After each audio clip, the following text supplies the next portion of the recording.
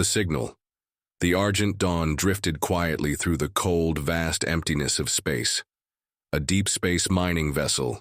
It was on the tail end of a standard mission in a system far from the well-traveled lanes of human space. Its mission: gather resources, perform scans, and return to Earth.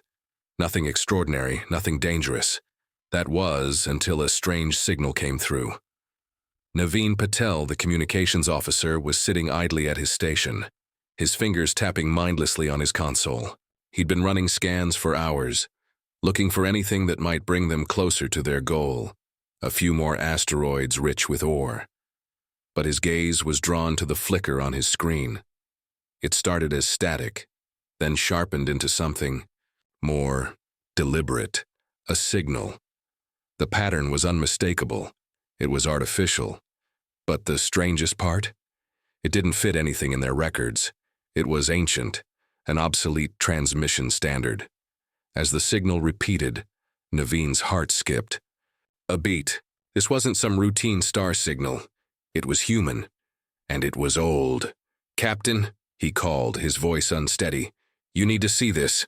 Captain Inez Morales, tall and imposing, stepped into the communications room, the smooth tread of her, boots echoing on the metal floor.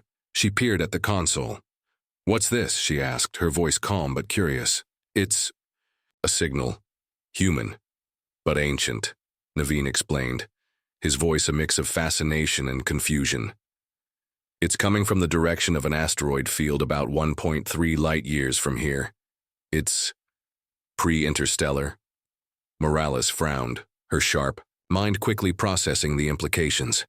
"Pre-interstellar? That's impossible. We didn't have the technology to send signals that far back then." "Exactly," Naveen muttered, "which is why this is so strange. The signal didn't stop. It kept looping, a distress beacon with a message that repeated over and over. UESA Expedition 3, condition critical, assistance required."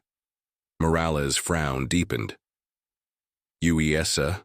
That's the United Earth Space Agency, but that logo was phased out centuries ago. And an Expedition 3? I've never heard of it. Kira Langston, the chief engineer, joined them, leaning over Naveen's shoulder to examine the signal. Her eyes widened in disbelief. "The technology here, this is pre-colonial Earth tech, but it's too advanced to be from any era we know. How could this have survived so far from Earth?" Morales made up her mind. "Set a course for the signal. Let's find out who or what left this message." The Argent Dawn changed course, heading toward the asteroid field. But even as the crew moved toward their destination, the strange signal gnawed at them. What could they possibly find on a relic this old? And what was the message warning them about? The awakening as the Argent Dawn neared the asteroid field. Its crew worked in tense silence. The asteroid belt was dense and treacherous, making navigation slow. But finally, after hours of scanning, they found it. A derelict structure, half buried in an asteroid, barely visible under centuries of accumulated debris. The structure was human-made, yet it felt impossibly ancient. "Captain, you're not going to believe this," Kira said, her voice tinged with disbelief. "It's definitely human, and it's definitely not from this century."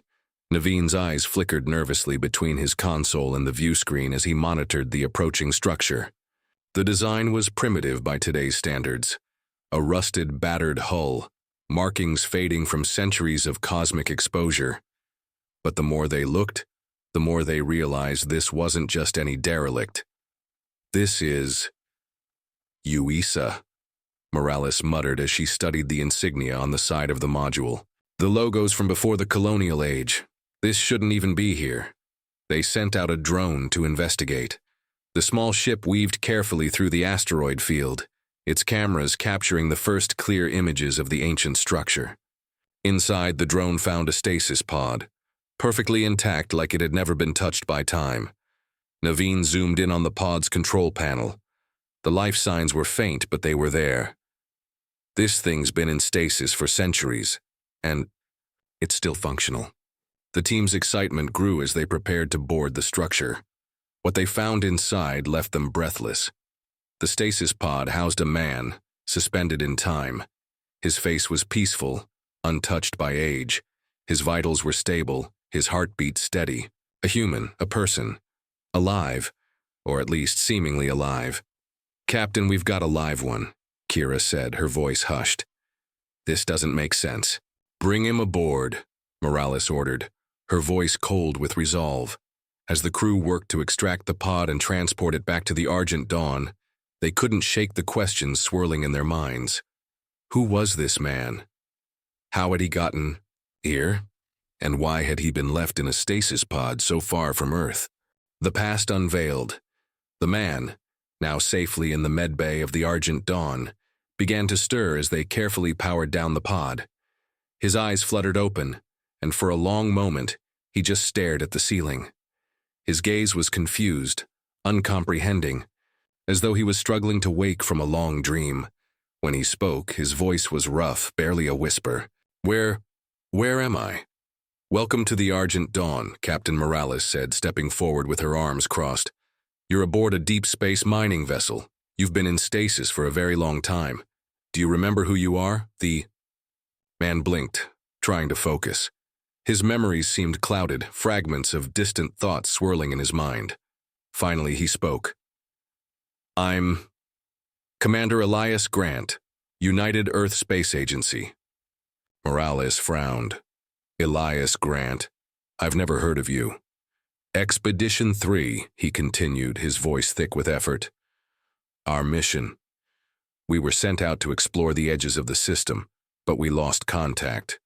We were stranded, left behind." Morales exchanged a glance with Kira. Expedition 3? The name was unfamiliar and the timeline didn't make sense. The United Earth Space Agency had disbanded centuries ago, long before humanity's first steps into the stars. "Commander Grant," Kira said cautiously, "you've been in stasis for over 400 years. How is this possible?" Grant's face went pale. "That's impossible," he whispered. "We were supposed to be the vanguard, but something went wrong." Before anyone could ask more questions, the comms crackled. Naveen's voice was urgent. "Captain, you need to see this. We've got company." Morales turned to the screen. A fleet of alien ships had appeared on their sensors, heading straight for the Argent Dawn. No IFF signals, no communication, and they were armed. "We need to move now," she ordered. "What do you know about these ships, Grant?" Grant's expression darkened. "They're not just any alien ships, they're part of something much bigger, something I wasn't supposed to know about." The legacy of the Relic, the alien fleet closed in on the Argent Dawn, their ships sleek and foreboding, emanating a deadly aura. Morales stood at the bridge, her mind racing. What were these aliens? Why were they after them? And why had they shown up so suddenly just as they'd awakened Commander Grant? Elias Grant's face was grim. "These ships belonged to the remnants of the Inari. They were an ancient species, powerful, almost godlike, and they've been searching for this relic for centuries." The crew exchanged confused glances. "The relic?" Kira asked. "What are you talking about?" Grant's eyes darkened as he continued. "This relic, the one you found, it's more than just a derelict. It's part of a war machine, an ancient technology. My mission, it was supposed to protect this relic. But we failed." Naveen's voice cut through the tension. "They're closing in. We've got maybe 5 minutes before they're on us." "Then we fight," Morales said firmly. "Grant, can you help us use the relic?" Grant nodded. "I can try, but we need to get to the control room." As the crew moved to implement their plan, the alien ships began their assault. Beams of energy shot across the void, striking the Argent Dawn with terrifying force. The crew scrambled to respond, activating the ancient technology they'd discovered in the wreck. Grant's expertise with the relic proved invaluable. With Grant at the helm, the crew began to harness the gravitational manipulator hidden inside the relic. The space around them warped, the stars bending as if the fabric of reality itself was being twisted. The alien ships, now caught in the manipulation, began to spin out of control, but the fight was far from over. The truth comes crashing down. With the relic's power fueling their defenses, the crew of the Argent Dawn fought back against the alien onslaught. But as the battle raged on, Commander Grant's story began to unravel further. The relic wasn't just an artifact. It was a weapon of unimaginable power, one that had been hidden away by the United Earth Space Agency for a reason. But the aliens had been searching for it for centuries. They were after something far more dangerous than anyone realized. The final revelation, as the Argent Dawn held its ground against the alien fleet, the crew discovered the true purpose of the relic, its ability to rewrite the very nature of time and space. The battle would determine the fate of not only humanity, but the entire galaxy. Will they escape the wrath of the Inari and protect this ancient power, or will they succumb to the legacy of the past and its dangerous secrets?